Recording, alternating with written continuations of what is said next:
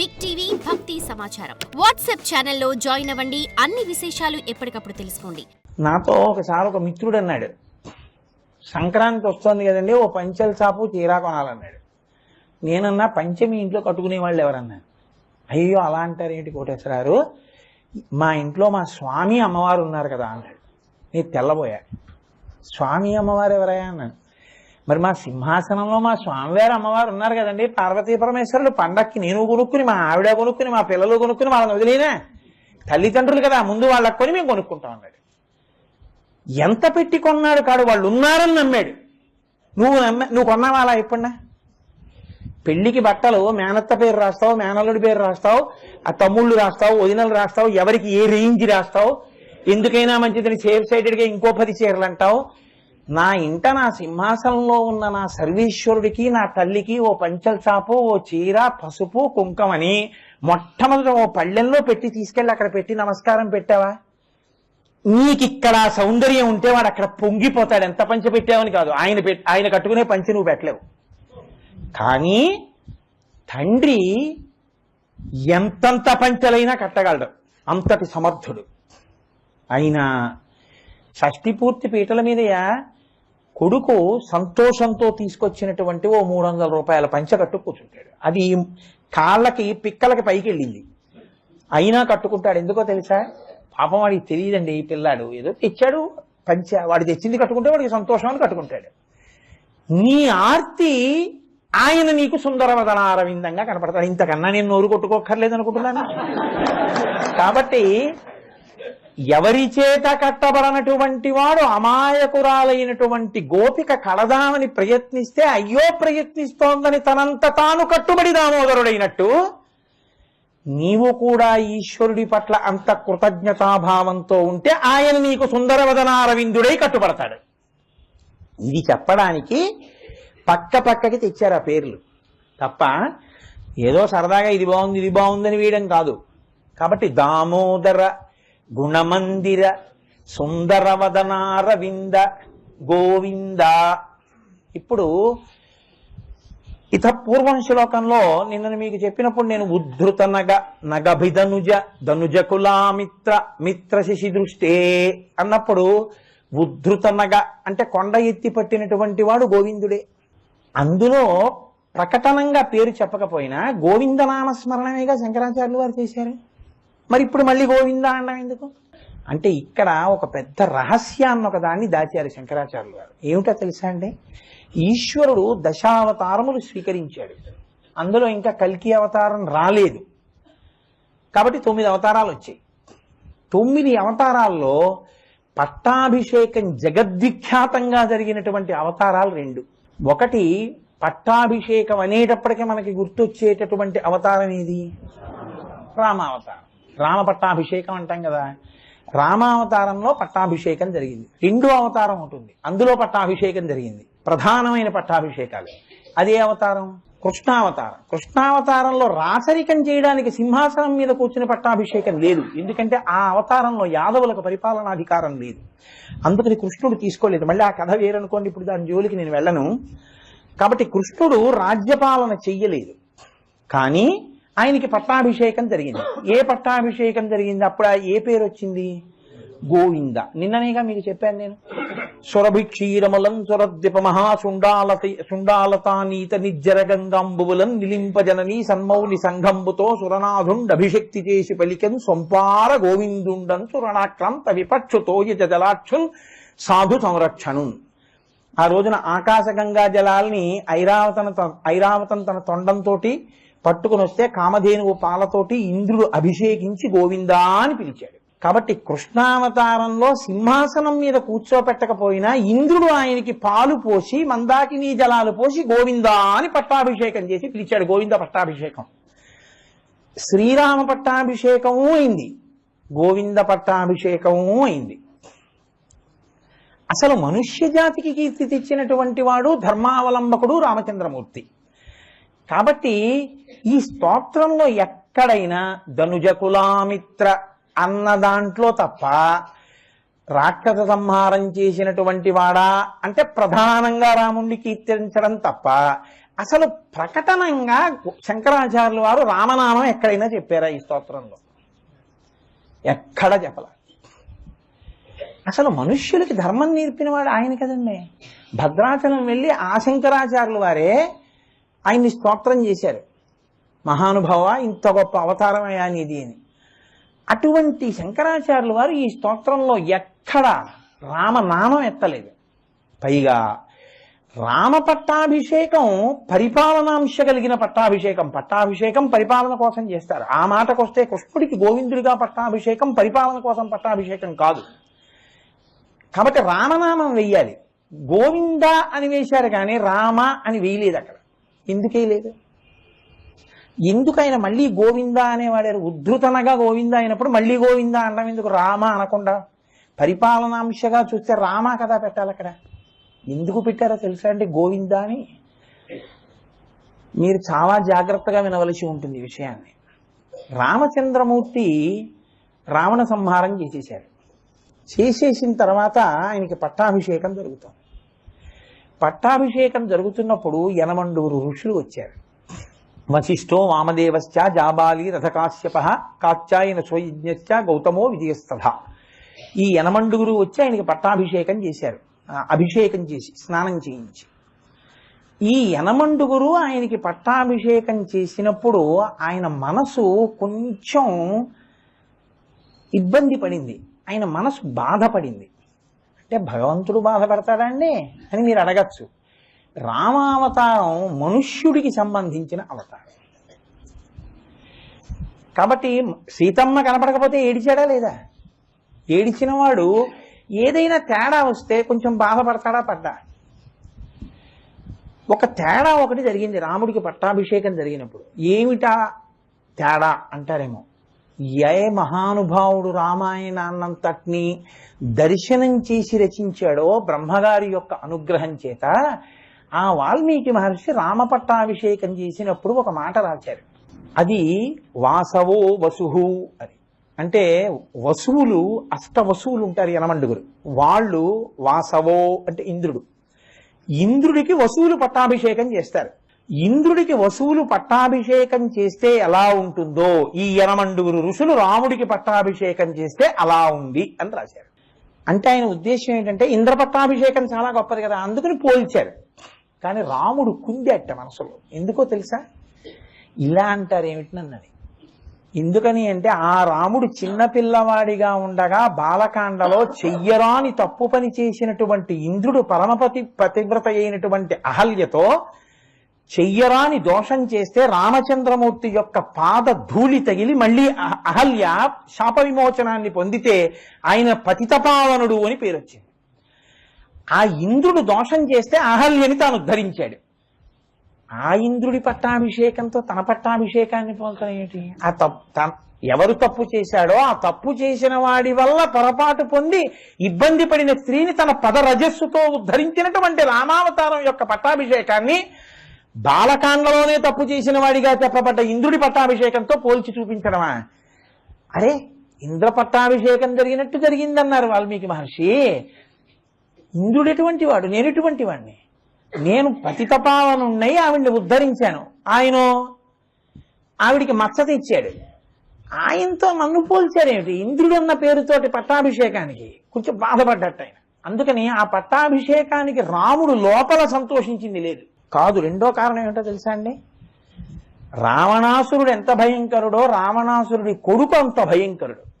ఆయనకి పేరు మేఘనాథుడు, కానీ ఆయన బిరుదునామం ఇంద్రజిత్. ఎందుకంటే ఇంద్రుణ్ణి గెలిచాడు. ఇంద్రుణ్ణి గెలిచినటువంటి వాడు కనుక ఇంద్రజిత్. ఇంద్రుణ్ణి గెలిచిన వాడిని తన తమ్ముడు లక్ష్మణుడు చంపేశాడు. అంటే తన తమ్ముడైన లక్ష్మణుడు ఇంద్రజిత్తుని చంపితే తాను రావణాసురుణ్ణి చంపి విజయరాఘవుడు అని పేరు పొందాడు. విజయరాఘవుడైనటువంటి వాడికి ఆ రావణుడి కొడుకు చేతిలో ఓడిపోయినటువంటి ఇంద్రుడితో పోల్చి అభిషేకం చెప్పడం ఏమిటి? ఆ ఇంద్రజిత్తుతో పోల్చడం. ఆయన ఓడిపోయాడు కదండి. మరి రావణాసురుని యొక్క కొడుకు చేతిలో ఇంద్రజిత్ చేతిలో ఇంద్రుడు ఓడిపోయాడు. ఆ ఓడిపోయినటువంటి వాడెవరో ఇంద్రుడు, ఆ ఓడిపోయినటువంటి ఇంద్రుడితోటే తన పట్టాభిషేకాన్ని పోల్చడం ఇంద్రుడి పట్టాభిషేకంలో ఉందని. కాబట్టి రామ పట్టాభిషేకంలో ఈ 2 వాసవో వసుహు అని వసువులు ఇంద్రుడికి చేసినట్టు చేశారు అనడం వల్ల రాముడి మనసు కుందిందిట. వీళ్ళు ఏమిటో అనేశారు, కానీ ఇది ఎలా కుదురుతుంది? రెండు కారణాల వల్ల. ఆ ఇంద్రుడికి నాతో పోలికేమిటి పట్టాభిషేకానికి? ధర్మంలోనూ సరిపోడు, పైగా రావణుడి కొడుకు చేతిలో ఓడిపోయినటువంటి వాడు. అట్లా ఓడిపోయినటువంటి వాడిని తీసుకొచ్చి నా పట్టాభిషేకంతో పోల్చడం ఏమిటి అని ఆయన బాధపడ్డట్ట. అదే గోవింద పట్టాభిషేకం దగ్గరికి వచ్చేటప్పటికి ఆ ఇంద్రుడే వచ్చి ఈయనకి అభిషేకం చేసి కాళ్ళ మీద పడ్డాడు, చిన్ని కృష్ణుడి కాళ్ళ మీద. కాబట్టి గోవింద పట్టాభిషేకం జరిగినప్పుడు సంతోషించట. అమ్మయ్య, వీడే వచ్చి నాకు గోవిందా అని పిలిచి నా కాళ్ళ మీద పడ్డాడు. ఇది త్రేతాయుగంలో ఉన్న బాధ ద్వాపర యుగంలో పోయింది, కృష్ణుడికి గోవింద పట్టాభిషేకం చేసి. మీరు పట్టుకున్నారో లేదో అని చెప్పింది. కాబట్టి మనసు సంతోషించిన పట్టాభిషేకం గోవింద పట్టాభిషేకం. పట్టాభిషేకం జరిగిన పోలిక వల్ల కొంచెం కుందిన పట్టాభిషేకం రామ పట్టాభిషేకం. అందుకని గోవింద అంటే ఆయన ఎక్కువ సంతోషిస్తాట.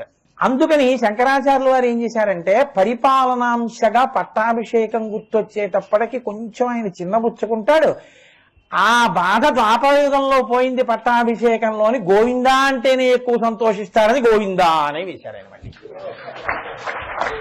ఒక్క మాట శంకరాచార్యులు వారు వేశారంటే లోపల ఎంతో హృదయం ఉంటుంది, ఆయన ఎంతో భావన ఉంటుంది. కాదు, ఎందుకు వేశారో తెలుసా అండి? ఇద్దరిని కీర్తిస్తారు. ఎప్పుడు భోజనాలు చేస్తున్నా, పంక్తిలో ఉన్నా, ఏం చేస్తున్నా ఇద్దరిని కీర్తిస్తారు.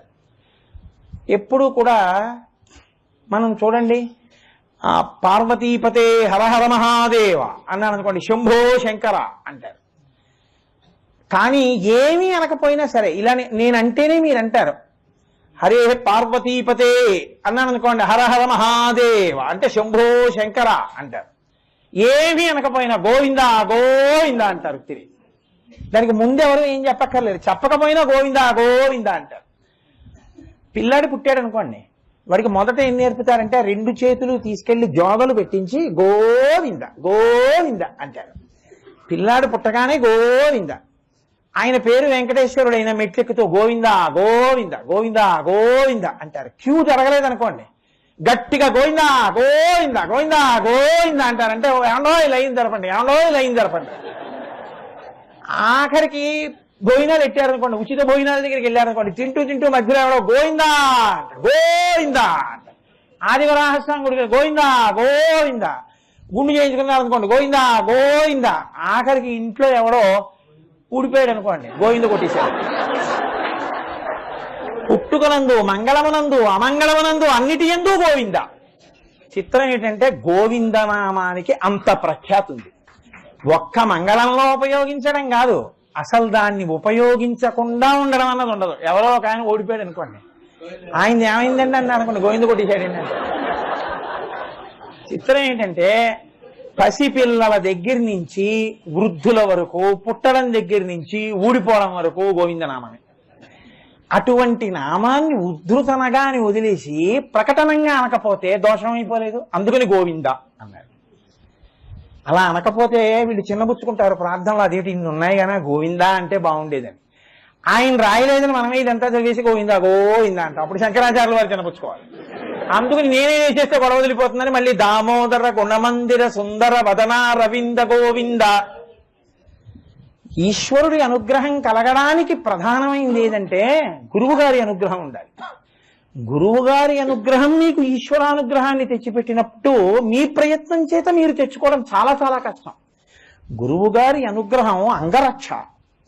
కాబట్టి శంకరాచార్యుల వారు ఎప్పుడెప్పుడు అవకాశం దొరికితే అప్పుడప్పుడు తన గురువు గారిని తలిచేసుకుంటూ ఉంటారు. ఒకసారి ఆయనకి ఏదైనా అసహ్యం వేసింది అనుకోండి, భజ గోవిందం భజ గోవిందం గోవిందం భజ మూఢమతే అని గోవిందం అని గోవిందుడు అన్నట్టుగాని తన గురువు గారు గోవింద భగవత్పాదాచార్యుల వారిని తలుచుకుంటుంటారు.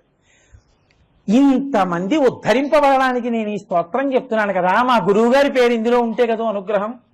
అందుకని గోవింద భగవత్పాదుల్ని తలుచుకున్నట్టు ఉంటుందని గోవింద కాదు. అసలు ఈ లోకానికి ఎలా బతకాలో జ్ఞానం చెప్పడానికి మొట్టమొదటి జగద్గురువు అనేటటువంటి బిరుదు పొందినవాడెవరు? కృష్ణ పరమాత్మ. కృష్ణం వందే జగద్గురుం భగవద్గీత చెప్పాడు. అసలు లోకానికి భగవద్గీత చెప్పి నాకన్నా ముందు జగద్గురువు అని బిరుదు పొందినటువంటి వాడిని నేను స్మరించకపోతే నేను ఎలా జగద్గురువుని అవుతాను? కాబట్టి నాకు ముందు జగద్గురు స్థానాన్ని పొందినటువంటి కృష్ణుడిని ఇందులో ప్రకటనంగా తలుచుకోవాలి. కాబట్టి ఆ కృష్ణుడు పట్టాభిషేకం పొందిన నామం గోవింద. ఒక్క కారణం కాదు, ఎన్ని కారణాలకి గోవింద పెట్టారో చూడండి ఆయన. కాబట్టి దామోదర గుణమందిర సుందర వదనారవింద గోవింద భవజలది మదన మందర పరమందరమపనయత్వం మే. శంకరులు అంటున్నారు భవజలది మదన మందర అన్నారు. మళ్ళీ ఇక్కడ ఒక వింత ప్రయోగం చేశారు. అసలు శ్రీ మహావిష్ణువు మందర పర్వతం ఎప్పుడూ అవ్వలేదు. ఆయన ఆదికూర్మం అయ్యారంతే. మీరు బాగా గమనించండి, ఆయన మందర పర్వతం అయ్యారా? ఆయన అవలేదు. మందర పర్వతం పాల సముద్రాన్ని చిలుకుతున్నప్పుడు అందులో పెట్టి వాసుకిని తాడుగా చేస్తే వాసుకి అన్న తాడుతో తిప్పుతున్నప్పుడు వదిలైతే పర్వతం కిందకి వెళ్ళిపోతుంది పాల సముద్రంలోకి. అరే ఈ పర్వతం నిలబడ్డానికి ఆధారం కావాలన్నారు. ఇప్పుడు ఆయన ఆదికూర్మమై మందర పర్వతం కింద చేరారు. వీపు మీద చేరితే ఆయనకి ఎప్పటి నుంచో వీపు మీద కొంచెం దొరదుందిట. అది అప్పుడు తీరింది. ఒక ఆయన తిప్పి పొడిచాడు. చిత్రం ఏమిటంటే ఆ మందర పర్వతాన్ని ఆదికూర్మంగా ఉన్న విష్ణువు భరించారు, కానీ మందర పర్వతం ఆయన అవ్వలేదు కదండి. కానీ శంకరులు అంటున్నారు భవజలధి మదన మందర, నువ్వే మందరాన్ని అన్నారు. ఇక్కడ ఎలా మందరం, ఇక్కడ ఎలా మందరం? ఆయన మందర పర్వతం ఎలా అయ్యారు అంటే భవజలధి సంసారం అనేటటువంటి సముద్రాన్ని చిలికడానికి మీరు ఎవరిని కవ్వంగా తీసుకోవాలి అంటే మందర పర్వతాన్ని కాదుట, పరమేశ్వరుణ్ణి కవ్వంగా తీసుకోవాలి. ఇప్పుడు పరమేశ్వరుడనే కవ్వాన్ని తీసుకుని మీరు చిలుకుదాం అనుకున్నారనుకోండి, ఆ కవ్వం జారిపోతుంది. కవ్వం జారిపోకుండా ఉండాలంటే కవ్వానికి కట్టిన తాడు గట్టిగా కట్టి వదులు కాకుండా తిప్పడం రావాలి. మీరు పట్టుకున్నారో లేదా ఎప్పుడైనా అసలు చల్ల చిలకడం చూస్తే మీకు తెలుస్తుంది. యువతల వైపు మీరు ఇలా లాగి యువతల వైపు ఇలా వదిలేశారనుకోండి, కవ్వం కిందకి వెళ్ళిపోతుంది. ఇలా లాగినప్పుడు ఈ తాడు ఇక్కడ వరకే వెళ్ళాలి, స్టిఫ్ గా ఉండాలి కవ్వం. మళ్ళీ ఇది ఇలా అంటున్నప్పుడు ఇది ఇలా వెళ్ళాలి ప్రపోర్షనేట్ గా. ఇలా సమానంగా పెడితే కవ్వం జారిపోకుండా కింద తిరుగుతూ ఉంటుంది. ఇలాగా ఈ తాటితో పట్టుకోవడంలో కవ్వం మజ్జిగలో తేలి ఉండి చిలుకుతూ ఉంటుంది, దానికి ఆధారం లేకుండా చిలుకుతుంది. అప్పుడంటే మందర పర్వతానికి ఆదిపూర్వం ఆధారం కావలసి వచ్చింది. ఇప్పుడు ఈ సంసారం అనే సముద్రాన్ని చిలకడానికి ఆధారం అక్కర్లేదు, కవ్వాన్ని గట్టిగా పట్టుకుంటే చాలు. కవ్వం నువ్వు, పట్టుకోవలసినటువంటి తాడు భక్తి. అందుకని కట్టిన తాడుతో మొదలైంది శ్లోకం. దామోదర అది అక్కడ కట్టింది తాడుతో, ఇక్కడ నువ్వు కట్టాలి. అది గుర్తు చేయడానికి దామోదరతో మొదలు. శ్లోకం మొదలు పెట్టి కొనసాగింపు తీసుకొస్తే అలా ఉంటుంది. శంకరాచార్య వారి ఆ బిగి అలా మెయింటైన్ చేస్తారు ఆయన. కాబట్టి ఆ కవ్వాన్ని గట్టిగా పట్టుకో. ఎక్కడైనా చెప్తున్నారా భక్తి అన్న తాడేసి కట్టు అని చెప్తున్నారా? మీరు ధ్యానంలో పట్టుకోవాలి. కాబట్టి భవజలధి మదన మందర, పరమేశ్వరుణ్ణి మందర పర్వతంగా కవ్వంగా చేసి భక్తి అనే తాడు కట్టి సంసారం అనేటటువంటి సముద్రాన్ని చిలుకు. అమృతం వస్తుందా? వస్తుంది. కానీ అమృతం కన్నా ముందేం వస్తుంది? హలాహలమే వచ్చి తీరుతుంది. అదేగా వచ్చింది. నీకు అంతే వస్తుంది. చాలా మంది ఉపాసనలో ఎక్కడ విసుగు చెందిపోతారంటే, మా మనసు నిలబట్టలేదండి, ఏమిటో మీరు ఇవన్నీ చెప్తున్నారు కానీ ఇవన్నీ మాకు ఎప్పటికి అర్థమవుతాయి, మీరు రేపు వెళ్ళిపోతారు, మేము 3 రోజులకు మర్చిపోతాం అంటుంటారు. కాదు, శంకరాచార్యులు వారు అంటున్నారు, నువ్వు మరిచిపోవడం కాదయ్యా, మొట్టమొదట్లో ఎవరికైనా నిరాశ, నిస్పృహ, కామము, క్రోధము, లోభము, మదము, మాత్సర్యము సంసారంలో ముందు ఇవే వస్తాయి. ఇవి రాకుండా ఎవ్వరూ ఉండరు. ఏ మహాత్ముడి జీవితం మీరు తీసుకోండి, అస్సలు ఏమీ జరగకుండా మహాత్ముడిగా పుట్టి మహాత్ముడైపోయిన వాడు మీకు ఎవ్వరూ కనపడ్డారు. ఎక్కడో అక్కడ కష్టం అన్నది ఉండి తీరుతుంది జీవితంలో. రామకృష్ణ పరమహంస అంతటి వారికి రాచకుండు పుట్టింది కంఠంలో, రమణ మహర్షి అంతటి వారికి సర్కోమా పుట్టింది చేతి మీద, చంద్రశేఖరేంద్ర సరస్వతి స్వామి వారికి కడుపులో పేగులు అంటుకుపోయి కళ్ళు దృష్టి తగ్గిపోయింది. ఏ మహానుభావుడంత ధర్మం పాటించారో, ఏ మహానుభావుడు అపర శంకరాచార్యుల వారై దేశమంతటా సనాతన ధర్మ ప్రచారం చేశారో, 96వ సంవత్సరంలో కూడా తాను వాహనం ఎక్కకూడదు సన్యాసి ధర్మమని నడిచేటప్పుడు అంత వృద్ధులైపోయి తాను నడవలేకపోతే ముందు రిక్షా నడుస్తుంటే రిక్షా మీద చెయ్యేసి పట్టుకుని సత్యదండాన్ని ఇలా పట్టుకుని నడిచెళ్ళారు తప్ప ఆయన ఎప్పుడు వాహనం ఎక్కి వెళ్ళలేదు. సన్యాసి అంటే వాహనం ఎక్కకూడదు కాబట్టి ఆయన వాహనం ఎక్కలేదు ఎప్పుడు. అంత ధర్మాన్ని పాటించారు. మీరు ఎప్పుడైనా చూశారో లేదో పరమాచార్య క్యాసెట్ ఒకటి. ఆయన ఒకనకొకప్పుడు రామేశ్వరం వెళ్ళారు. రామేశ్వరం వెళితే సముద్రం మించి వెళ్ళాలి. సముద్రం మించి వెళ్ళడానికి రోడ్ బ్రిడ్జ్ లేదు, రైల్ బ్రిడ్జ్ ఒకటే ఉంది అప్పుడు బ్రిటిష్ గవర్నమెంట్ టైము. దాని మీద ఇలా అడ్డంగా దొంగలు ఉంటాయి. ఆ దొంగ మించి దొంగ మీద నుంచి దొంగ మీదకి అడుగేసుకుంటూ వెళ్ళాలి. వెడితే విపరీతమైన గాలి, ఆయన సన్నగా ఉంటారు. పైగా ఆ రోజుల్లో లోకోమోటివ్ ఇంజిన్స్, బొగ్గు ఇంజిన్లు, అందుకని దాంట్లో ఉన్నటువంటి నూనె అంతా స్లీపర్ల మీద పడిపోయి ఉంటుంది.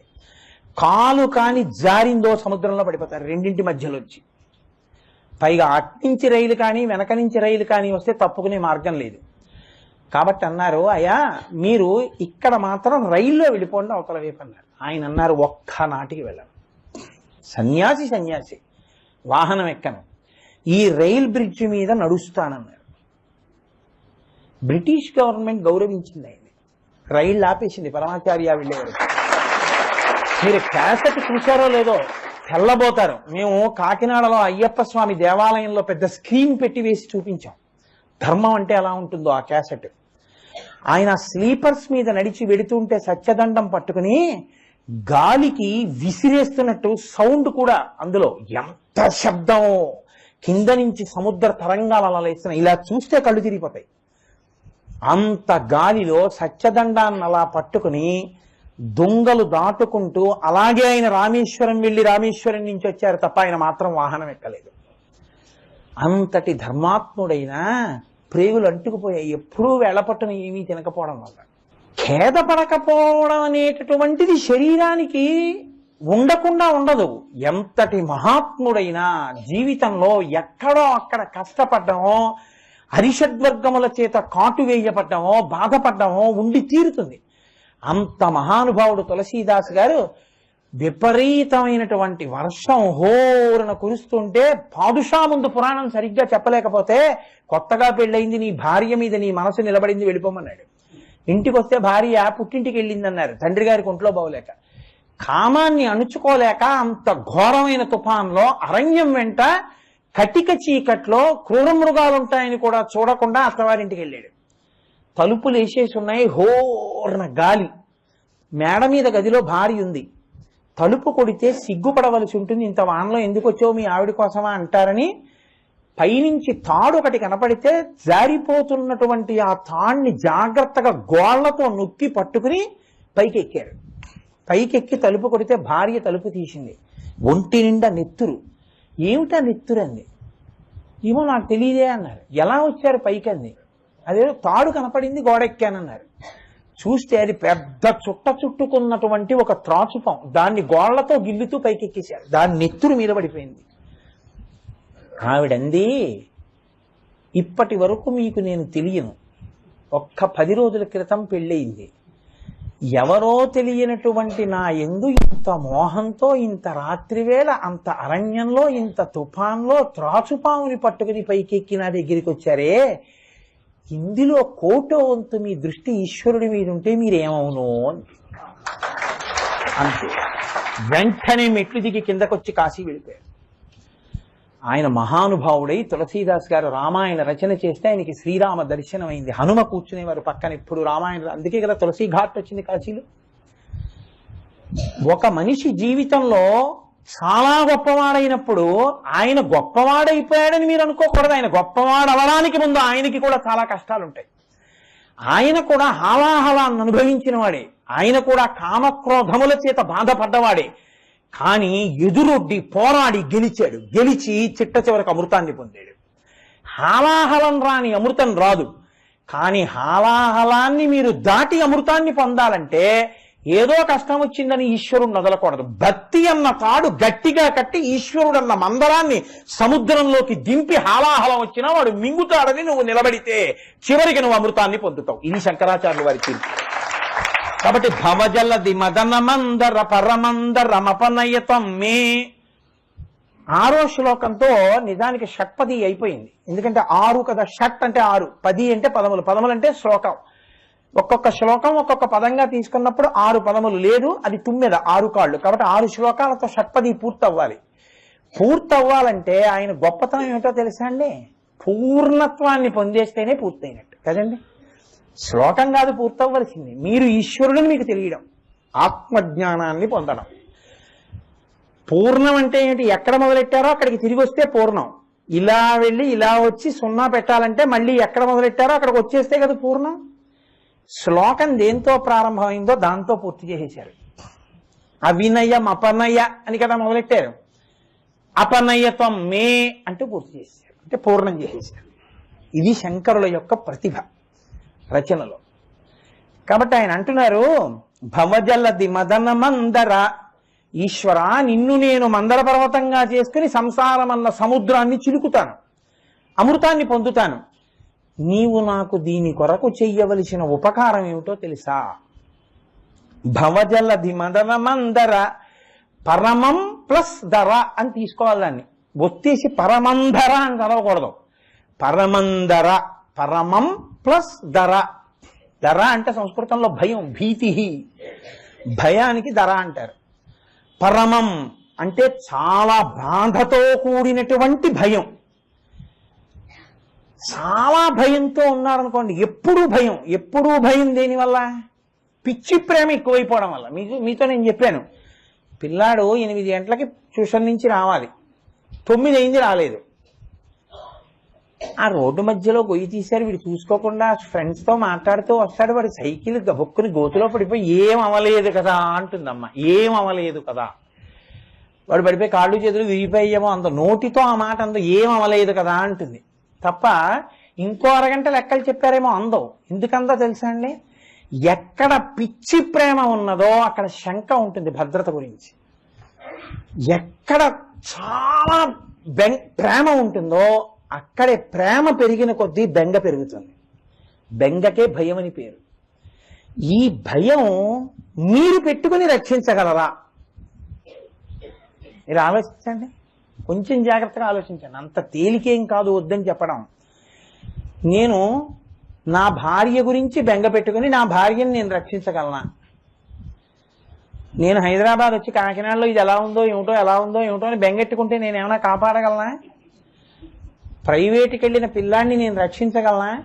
హైదరాబాద్లో ఉన్న కొడుకుని కాకినాడలో ఉండి నేను కాపాడుకోగలనా? నాకు భయం లేని స్థితి కలగాలంటే, వాడు భద్రంగా నేను భద్రంగా ఉండాలంటే, నాకు పిరికితనం లేని స్థితి కలగాలంటే వాడి అనుగ్రహం వల్ల అందరం బాగుండాలి. కాబట్టి పరమందర, బాధతో కూడిన ఈ భయాన్ని అపనయ తీసేసేయి. తం నువ్వు, మే నా కొరకు. ఇది ఎందుకు తీసేయాలి అంటే, శంకరులు దేంతో మొదలెట్టారో దానికి వ్యతిరేక కోణంతో పూర్తి చేశారు. మొదట దేంతో మొదలెట్టారు? అవినయం అపనయ. నాకు అవినయాన్ని తీసేయమన్నారు. అవినయం మీకు ఉంది అంటే అవినయానికి మారు పేరు ఏమిటి? అహంకారం కదండి. అహంకారం ఉన్నవాడు ఈశ్వరుడి పాదాలు పట్టుకోలేడు. పిచ్చి భయం ఉన్నవాడు ఈశ్వరుడిని పట్టుకోలేడు. మీ భయం ఎప్పుడూ దేని మీద ఉండిపోతుంది అనుకోండి, మీరు త్రికరణ శుద్ధిగా భగవత్పాదములు పట్టుకోలేరు. ఎందుకో తెలుసా అండి? ఎప్పుడూ ఆ భయంతోనే ఉంటారు. కాబట్టి చిత్తశుద్ధితో ఈశ్వరుణ్ణి పట్టుకోలేరు. కాబట్టి పిరికి గుండె ఈశ్వరుణ్ణి పట్టలేదు, అహంకారం ఉన్నటువంటి గుండె ఈశ్వరుణ్ణి పట్టలేదు. అహంకారం తీయమని మొదట అడిగి పిరికితనం లేకుండా ఉంచమని చివరి అడిగారు. ఈ రెండింటి మధ్యలోకే ఉపాసన వస్తుంది. ఈ రెండింటి మధ్యలో అసలు ఈ రెండు, ఒకటి ఉన్నా ఒకటి లేకపోయినా ఉపాసన లేదు. అందుకని ఇక్కడ పరమందరమపనయతం మే, ఇక్కడ భయాన్ని తీయమన్నారు, అక్కడ అవినయాన్ని తీయమన్నారు. ఇది శంకరాచార్యుల వారి యొక్క ప్రజ్ఞ అంటే. కాబట్టి ఈ ఒక్క శ్లోకంలో ఎంత ఉపాసన రహస్యాన్ని ఆయన దాచి మాట్లాడుతున్నారో చూడండి. కేవలం నామాలు వేశారా? లోపల చాలా చాలా నిగూఢమైనటువంటి విషయాల్ని పెట్టి ఆయన మనకి బోధ చేసి పిలుస్తున్నారా? కొత్త విషయాన్ని ప్రచోదనం చేసి నీలో కూడా ఈ మార్పు ఉండాలి అని ఆయన ప్రబోధం చేస్తున్నారా మనకి? దామోదర గుణమందిర సుందర వదనారవింద గోవింద భవజలధి మదన మందర పరమందర మపనయతం మే. ఒక్కొక్క శ్లోకం ఒక్కొక్క వజ్రం మిమ్మల్ని ఒక్కొక్క మెట్టు పైకెక్కించేస్తుంది. ఫలశ్రుతి శ్లోకం అంటారు. ఏదైనా చాలా గొప్ప విషయాన్ని ప్రతిపాదన చేస్తే దీనికి ఇది ఫలితము అని చెప్పాలి. ఫలశ్రుతిగా శంకరాచార్యులు వారు ఇది ఫలశ్రుతి అని చెప్పరు. అంటే ఇదేదో 20 మాటలు చదివితే ఇది వస్తుంది, 3 మాటలు చదివితే ఇది వస్తుంది, 9 మాటలు చదివితే ఇది వస్తుంది కాదు. ఇన్ని మాటలు చదివితే వచ్చేది కాదు. దీనిలో అర్థం తెలిసి నువ్వు అర్చిస్తే వచ్చేది. అసలు నీకు బాగా అర్థం అవ్వడానికి ముందు చదవడం మొదలెట్టాలి. ఇది చదవకపోతే అసలు మనుష్య జన్మ యొక్క ప్రయోజనమే లేదు కదండి. అసలు మనుష్య జన్మ ఎత్తి షట్పది రాదు అంటే అసలు ఆ జన్మ ప్రయోజనమే ప్రశ్నార్థకం. కాబట్టి ఇప్పుడు శంకరాచార్యులు వారు చివరంటున్నారు, నారాయణ కరుణామయ.